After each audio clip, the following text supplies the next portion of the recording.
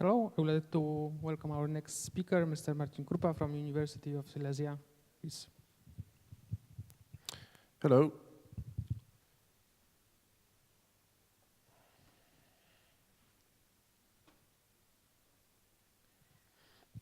Yes, so this is the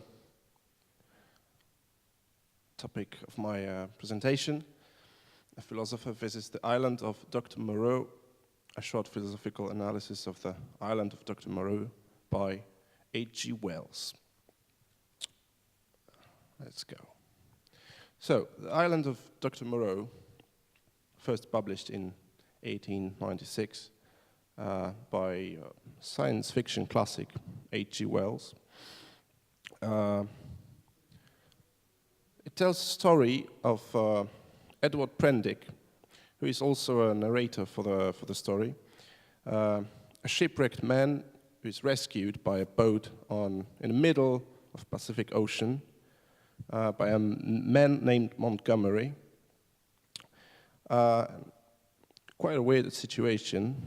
He's traveling on a boat, Montgomery, carrying animals in cages, most notably a puma, which is a cougar or a mountain lion, which does play a part in later in the story.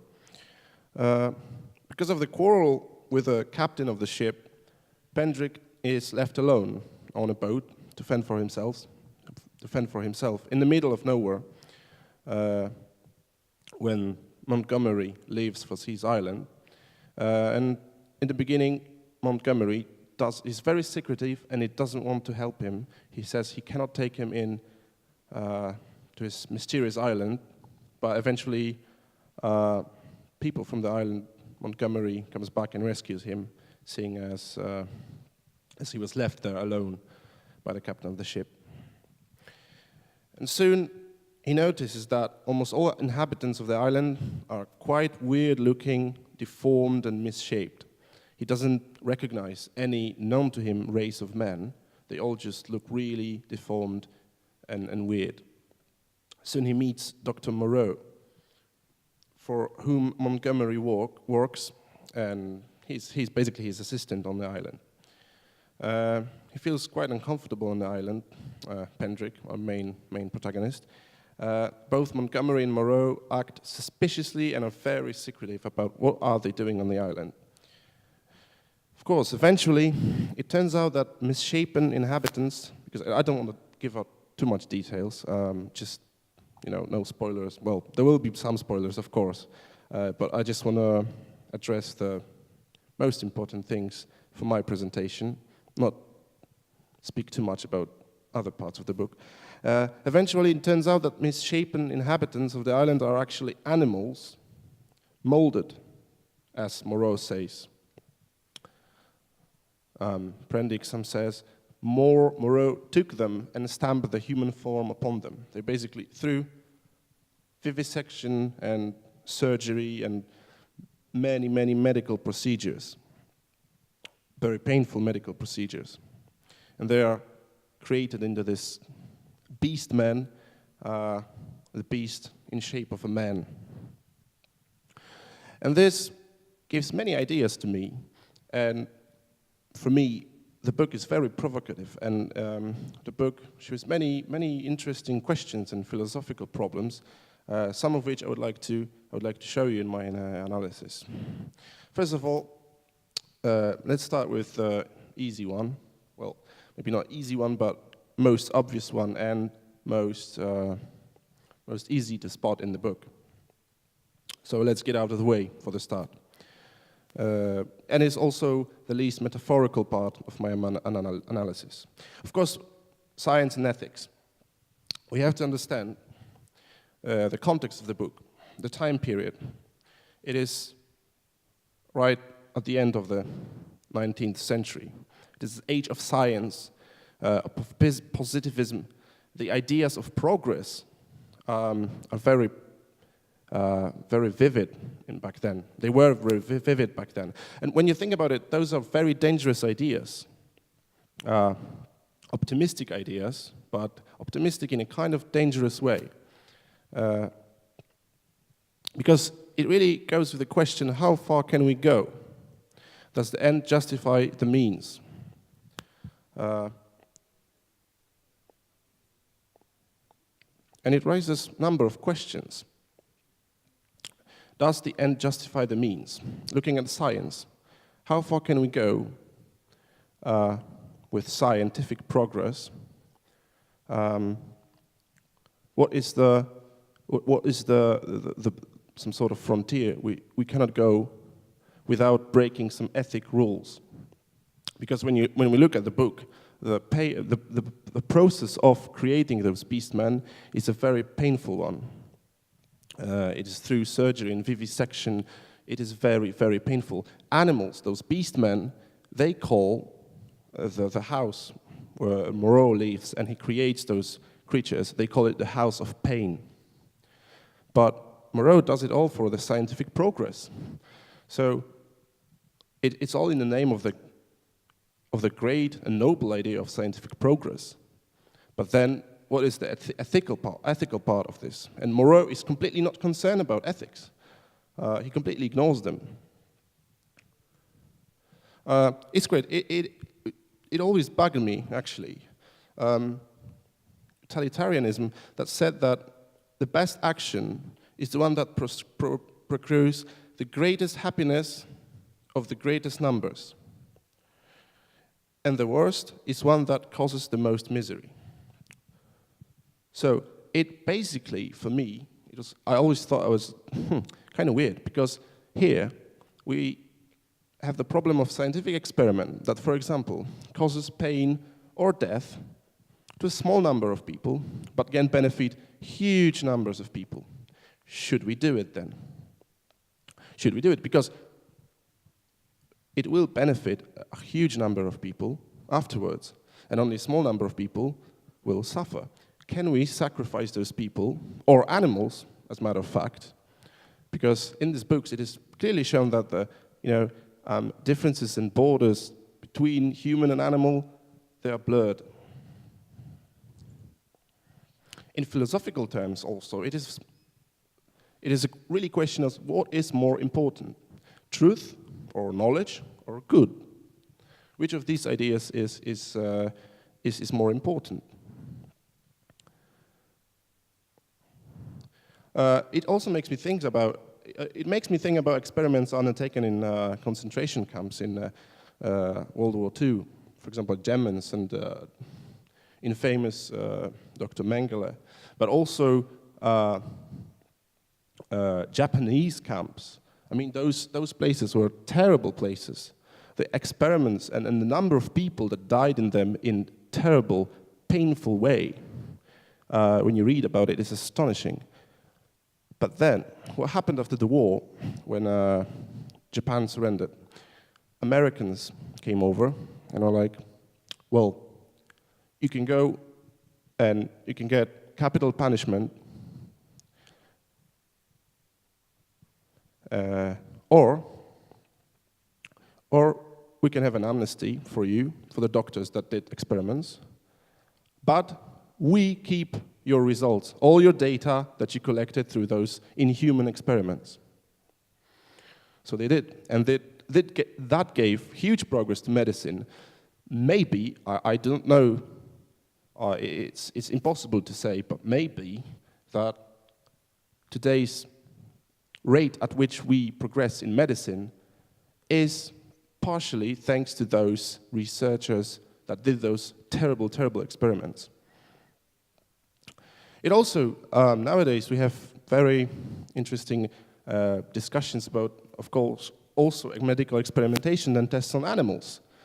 Can we really do it? Can we sacrifice animals to benefit us, humans? These things come up to your mind when you read the book. Yes, and going to the more abstract and more metaphorical reading of the book, it is really, for me, one of the main things that make me think in the book is ethics and morality. And the question I would sum up as, does law and or morality need a whip? Do we need someone to threaten us with punishment, to act morally, or to follow the law. It's quite interesting. The beastmen have their own law. The law is given to them by Dr. Moreau. And it's astonishing when you read it. They follow it almost like religiously. They chant it in a sort of trance. They chant the law. They even have like a priest-like figure who is called the sayer of law, who just basically goes around and says the law and chants the law, and they all just follow him chanting the law. When Prendick first encounters them in their dwellings, they like invite him to their dwellings, and so it goes like, they say, "It is a man, he must learn the law." And then they make him say the words. I can quote for the book. "Say the words." I had missed the last remark. "Not go on all fours, that is the law." It repeated in a kind of sing-song. I was puzzled. "Say the words," said the ape man, repeating, and the fingers in the doorway echoed this. The figures in the doorway echoed this, sorry. With a threat in a tone of their voices, I realized that I had to repeat this idiotic formula, and then began the insaniest ceremony. The voice in the dark began intoning a mad litany, line by line, and I and the rest repeated. As they did so, they swayed from side to side in the oddest way and beat their hands upon their knees, and I followed their example. I could have imagined I was already dead in another world. The dark hut, these grotesque dim figures, just flicked here and there by a glimmer of light, and all of them swaying in unison and chanting. Not to go on all fours, that is the law. Are we not men? Not to suck up drink, that is the law. Are we not men? Not to eat fish or flesh, that is the law. Are we not men? Not to claw the bark of trees, that is the law. Are we not men? Not to chase other men, that is the law. Are we not men? Also, Moreau is called one with the whip, and Montgomery, his associate, is called the other with the whip. And then it goes even better. Soon after that, they chant this. His is the house of pain. His is the hand that makes. His is the hand that wounds. His is the hand that heals. So, basically, Moreau has become sort of godlike figure who is the foundation for the law. But really, that makes me think, does law require the whip? Because the beastmen, they really struggle to contain their animal instincts. The law is followed only out of fear of punishment. They follow it religiously. They recite it in a sort of a trance. And I dare to say, they do not fully understand it. They do not fully understand it. They don't internalize it. They don't agree with it. They just like follow it. It feels a bit like when you want to do something. You really, really want to do something, but then you go like, oh, I shouldn't, don't do it. It's something like that. So this is the struggle. This the struggle of the animal side with the law. And that brings me to an interesting concept. In Plato's Republic, in the start of the second book, there's the story of Gyges, who finds a ring in the cave. He finds a ring that when he puts it on, it makes him invisible. It sounds kind of familiar, right? Yes, and that really, and it's interesting because it's the point in the Republic when they discuss justice and being just and unjust as a man. Who is a just man and who is not just man. And when you think about it, it's all about consequences. Someone who can turn invisible and avoid any consequences probably would do bad things. Probably would steal, murder someone, I don't know, whatever. He would do whatever he wants because he would not be afraid of the consequences. So that means, does it mean that we all have capacity for evil? Can any of us, this is the question, would any of us react this way? We do not know. We do not know because we do not know different circumstances. I once had a very, very interesting thing, and it made me think. When you look in your mirror sometimes, just tell yourself, you could be an Auschwitz guard. Because you will never know how would we act in different circumstances. It's very, very easy for us to just sit around here and discuss ethics and go like, oh, it's terrible how people can act sometimes. But we do not know the circumstances. We do not know how we would act if we would find a ring that would make us invisible. We do not know if we would resist temptation. So there are some ideas in philosophy about that, about do we need the whip? Do we need the fear of punishment to act good? Of course, there is Socrates, who said knowledge is virtue. If you are a knowledgeable man, if you're a wise man, you will do good. It also, generally, Greeks thought quite similar things. And they were generally optimistic. If you're a good man, you want good things, pretty simple. And your will go the same way as your reason. Immanuel Kant actually said something quite different. Truly moral act is the one that you do out of your understanding of what's good, of your reasoning, not your will. Because, let's say, the simplest of the examples. You're a bit lazy and you don't want to get up and go to school. This act, but you understand this act as, and it's very important, as a reasonable and autonomous human being, because this is very, very important to Kant. The human is reasonable, and everyone can be reasonable, and everyone is an autonomous human being that can decide for himself. If you're like that, you will understand that going to school is good for you, so you'll kind of force yourself to do it, even if you don't really want it because you're a bit lazy. And this is true morality. So you should not need the fear of punishment to act morally. And I chose, for the last part, Friedrich Nietzsche, who completely would disagree, I think, with both of them. You should rebel against morality.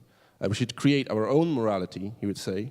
And the Übermensch would not need morality because he would not act like he always acts. I would say that he always acts as he wants. Whether there is punishment upon him or not, he doesn't need that to act decent. We'll see. We'll talk about Nietzsche more in a moment.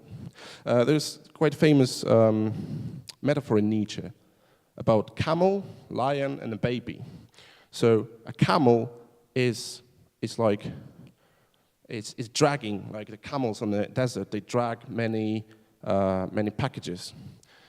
Some people are dragging moralities or different, structures of morality, different laws like that, and they dare not to rebel. Some are lions. They rebel, but they are not truly free, because they only rebel. So they are like antithesis of the camel, but they are not truly free when you think about it, because all they do is just rebel. That's pointless. So the Übermensch is a bit like a child that is just playing. He knows he can assume different styles of play. He can play with, I don't know, little blocks. Can go to the play with some cars. He can go to the sandbox, but he knows that it's all just a plaything. So Übermensch would be a little bit like a baby that can act on morally, right? But he knows that it's just like playing with things, and he can choose freely between different things to play. And of course, Nietzsche and the death of God, it echoes really, really strongly in Moreau, because, well, spoilers ahead. At one point, there was chaos on the island, huge commotion between beastmen. One even attacks Montgomery. And what happened? When Montgomery and Pendrick encounter some beastmen, they say that he is dead, said a deep, vibrating voice. He's not dead, jabbered another. We saw, said several voices. So Moreau is dead. And few lines later, they ask a very important question. This is the most important question. The beastmen ask, "Is there a law now?" Ask Monkey Man. "Is it still to be this and that? Is he dead indeed?" "Is there a law?" repeated the man in the white. "Is there a law, though other with the whip?" "He is dead," said the hairy grey thing. And they all stood watching us. So, is he dead? Like Moreau as a symbol of a god, of some, something certain and eternal, this one that created the law and was the assurance of punishment. When he is dead, is the law now? The law disappears, of course. The law disappears, and it all goes into chaos. Moreau, who is revered by beastmen almost like God, dies, and then chaos ensues. Also, without his vivisection, eventually they all regress to mostly animal forms, and animal, like it's explained in the book, like animal tissues, they regenerate and take over. And it's really parallel of that what was some certain and eternal and fundamental is gone. God or truths, old social structures are gone. It is what Nietzsche meant with death of God. We live in the ruins of old world, and what should we do now? Because for Nietzsche, in a way, it's a terrifying idea. It's terrifying because now we have to take responsibility. We do not know what to do. The beastmen have no idea what to do. They run rampant. They are completely confused. So is it terrifying knowledge, or as Nietzsche called it, can be also gay knowledge, a happy knowledge, because now we can be free. But there is a huge danger of nihilism, of people being a bit like those beastmen, not knowing what to do, running completely rampant, complete chaos. And that's interesting. Because Montgomery actually is also a great metaphor for that, because he can't handle it. The very next day, he gets sort of a mental breakdown, he gets drunk, he burns the boats, acts a bit crazy, he gives alcohol to some beastmen, and eventually dies in brawl with few beastmen. Which is interesting, because that's basically what's the danger of this situation. That's why, for Nietzsche, it was a bit terrifying. Because some people will just completely freak out, don't know what to do with themselves without this God figure upon them. And by the way, it would seem that we need a whip, because when you read the book, Moreau is also shunned by society. He's going like, "Oh, I'm not concerned with ethics," but he's also shunned by society. And that's why he escapes to conduct his experiments on a small island, far, far away from civilization, in the middle of nowhere. He basically acts a little bit like those beastmen himself. No whip, no law. If there is no whip, this being approval or disapproval from society, no whip, no law, I can do whatever I want.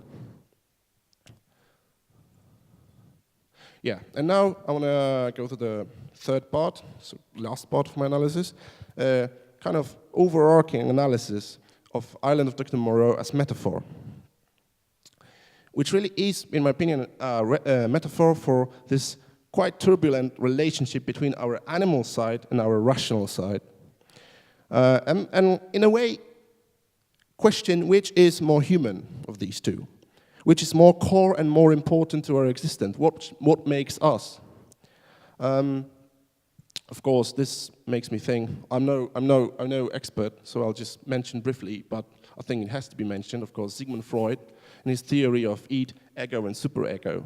So we do have our id, which is the beast side, the beastmen, those urges that were condemned in law, for example, like urge to chase something, urge to scratch off the bark, to suck the water straight from the stream.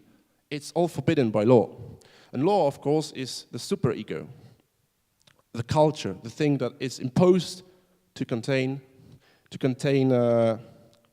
it's imposed on the individual to contain the beast part of us, or the beastman. So it is a bit like a conflict between this is what rational and culture in us, and our instinct and our animal side. And I think that's a metaphor in the book. And also, what Moreau really tries to do, I think, is to improve humanity. He tries to rid humans of their animal side. He tries to rid us of our instinct and our id, so to make us better. So what is really important and what differs us from animals, I think, according to Moreau, would be our rationality.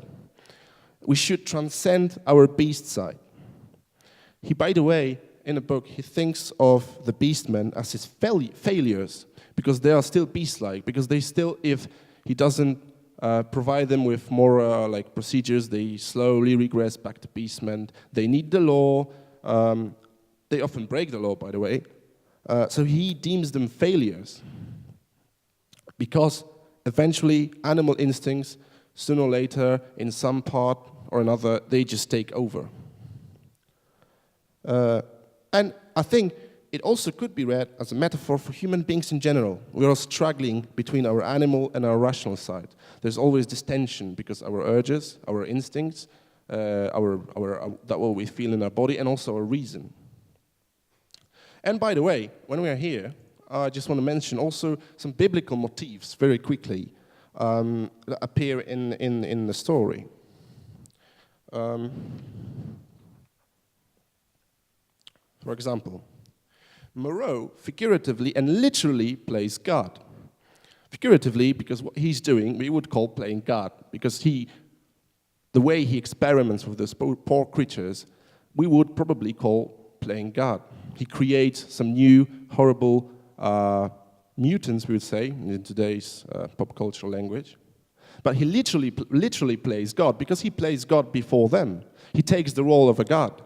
He punishes them for breaking the law. He gives them law.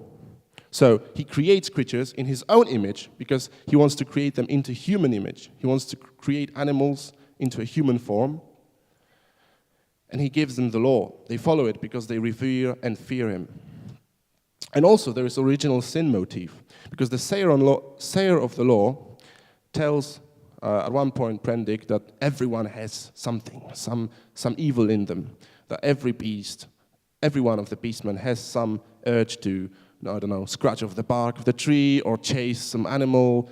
Everyone has something. So it's really, really interesting original sin motif. That there is always some sort of a law inside us, sin inside us, and the law needs to stop it, needs to contain it. So I would ask, what makes us humans? When we think about that, what really makes us human? Is it the law? Because the way they chant it, right? We have the law. Do this and that. This is the law. Are we not humans? Humans follow the law. We are humans. We follow the law. That's basically the meaning of what the beastmen are chanting.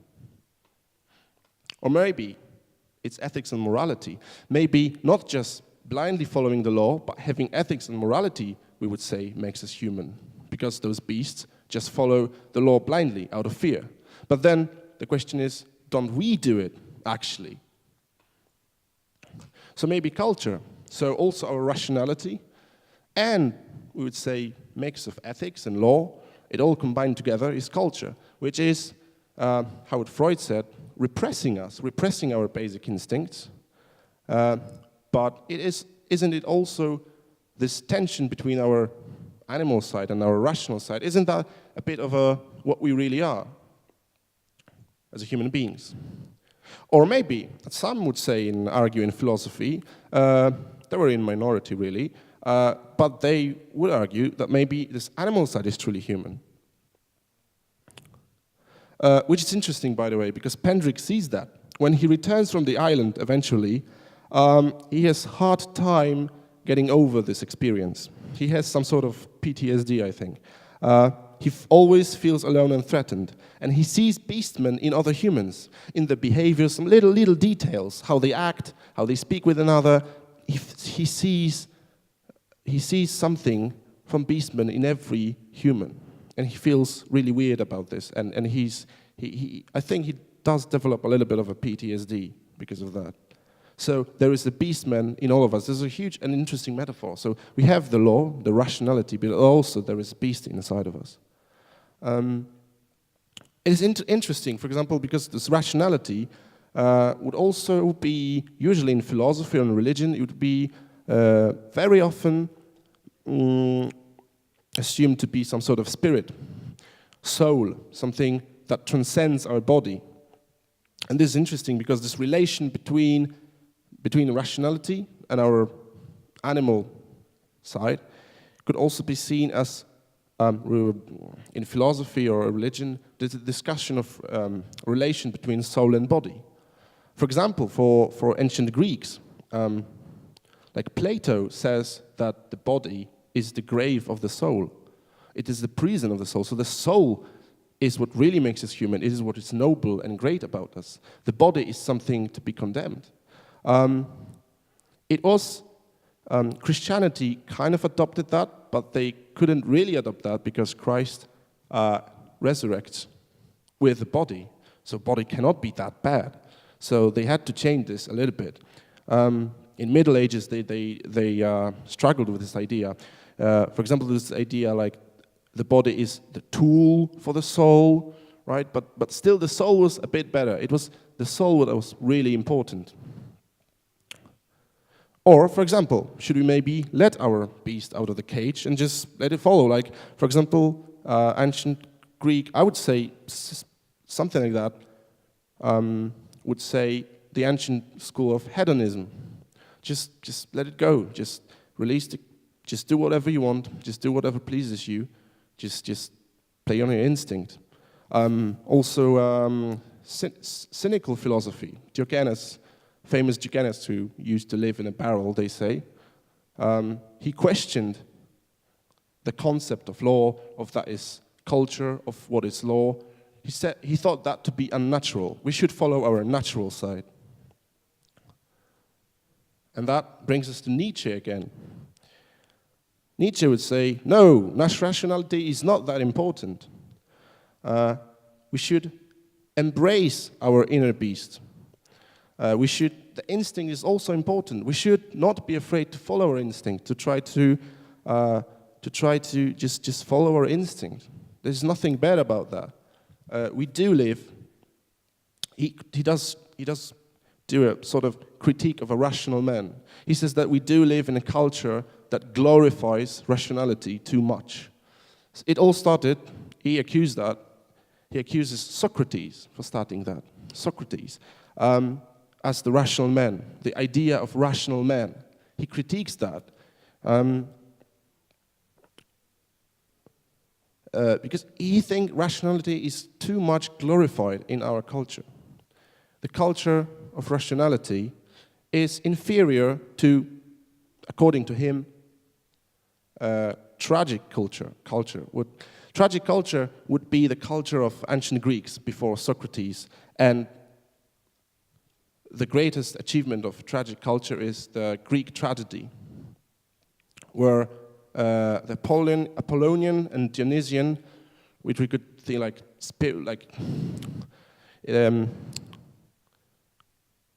it's like a philosophical concept, like this dichotomy of two like forces or two ways of understanding the world. Apollo, coming from Apollo and Dionysus, the Greek gods, both sons of Zeus. Apollo is the god of reason and rational thinking, while Dionysus is the god of irrationality and chaos. He appeals to emotions, to instinct, to just, this I would imagine this force of life, which is like a river, rushing down, like a stream.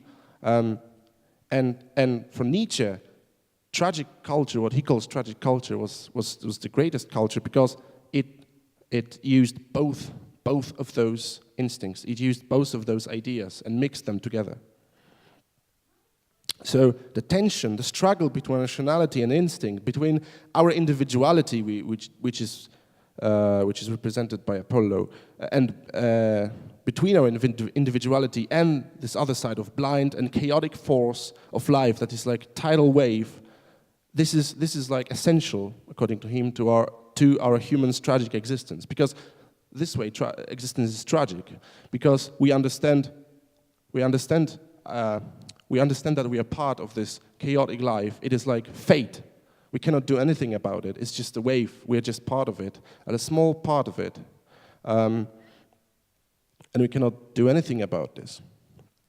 So he would say that we need to fight with it just for the sake of fighting, but we cannot win. And this way, our existence is tragic.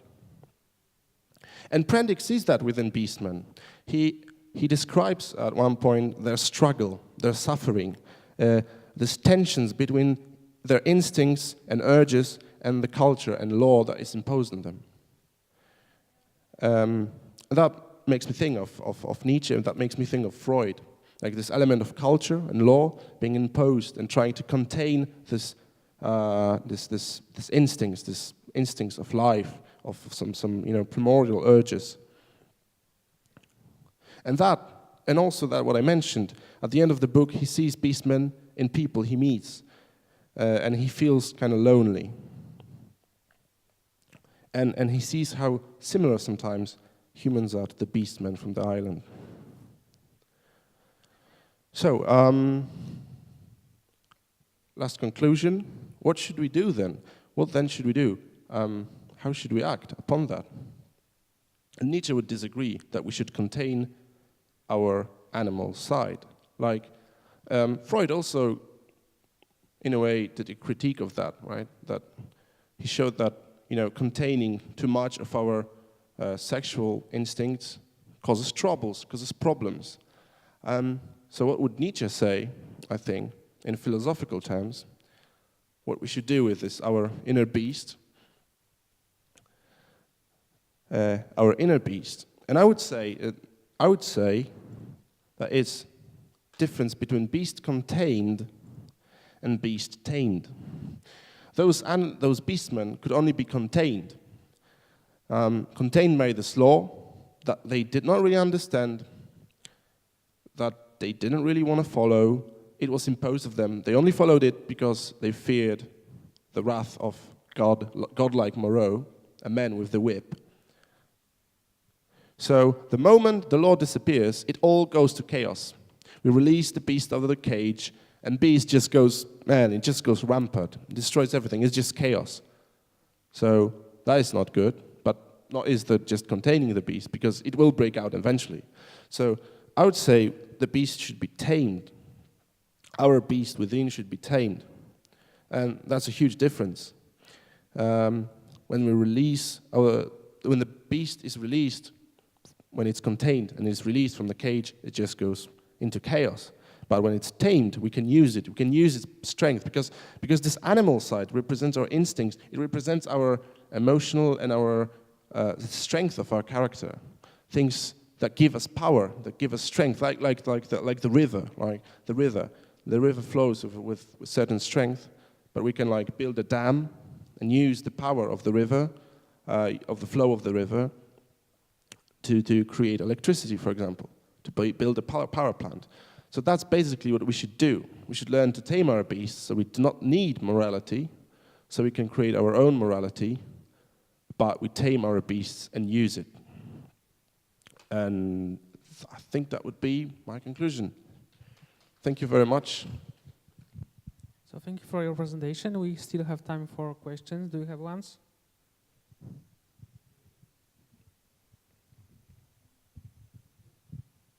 I'm just wondering about the reason you seem to harp on this really essentialist idea of healing. So what makes us healers? The animal side. Why not just say this is an animal? Even we wouldn't ask like what makes the pot a pot? Is it the shape or the color? You just say there is. We really have a reason to pick out particular things. It's that one. That's the real stuff.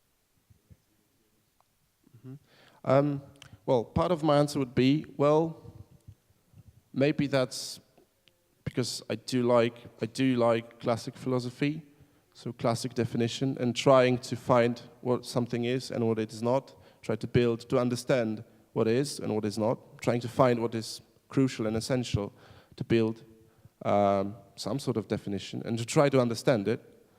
But in a way, I do know it's not entirely possible. As I pointed out, I think I would agree that this tension between the beast within, as I called it, the instincts, and this rationality part is like crucial and essential. We would not be humans with one or the other. We need both of them, and thus makes us in a way unique, I think. But of course, it's hard to tell to a 100%. This is that, or this is that, or this is that. But why even try to answer that? I would say, for the sake of trying to understand that, trying to grasp the idea. So another question.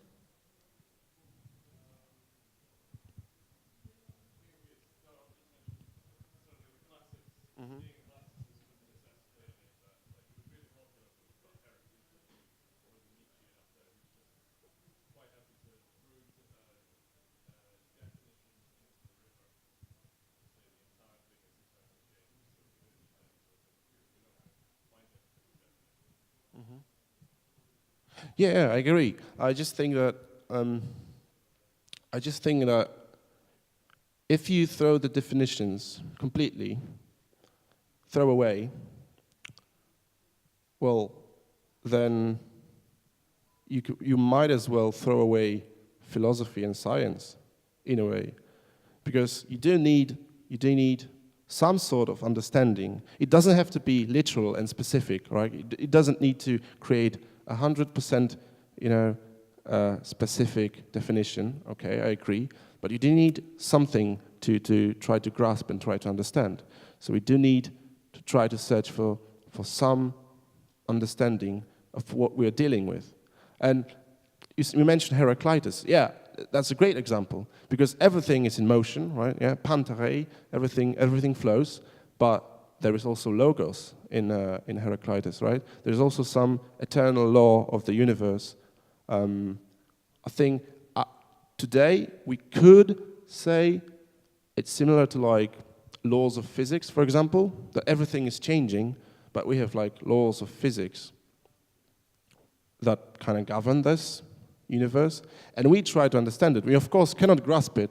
We do not think anymore. It was the illusion of positivism, right? That we can grasp anything scientifically, measure everything. Of course, we do not think anymore that we can do it, but we still try. So for me, one of the greatest philosophical inspirations is the school of skepticism, but not the negative dogmatism of saying we cannot know, thank you very much, end of story, but we do not know, we might not be able to know, but let's try to find the answer. So we have the right to not know, we have the right to not understand it fully, to not grasp it fully, but let's try to find some answers. Even if we're going to fail, no matter, but let's try, let's search the answer. But of course, the answer is elusive.